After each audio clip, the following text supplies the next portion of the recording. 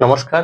আজকে যেকোনো রকম কম্পিটিটিভ এক্সামে ৫টা এমসিকিউ দেখব, যেটা আপনারা দেখা মাত্রই অ্যান্সার করে ফেলতে পারবেন। এটিকে দুভাগে বিভক্ত করেছি, ফার্স্ট অ্যান্ড সেকেন্ড পর্ব। প্রথম অঙ্কটি কি আছে, 4, 8, 12 এই সংখ্যাগুলোর গড় কত জানতে চেয়েছে। আমাকে কি করতে হবে, তিনটে যে সংখ্যা আছে সেই তিনটে যোগ করতে হবে। 4 + 8 + 12, অর্থাৎ এখানে কত হবে, এটা 24। এটা দিয়ে কি করতে হবে, 3 দিয়ে ভাগ করে দিতে হবে, অর্থাৎ এখানে আমার অ্যান্সার হবে কত, 8। সেকেন্ড অঙ্ক আছে, দেখ কোনো সংখ্যার 20% যদি 4 হয় তাহলে সংখ্যাটি কত।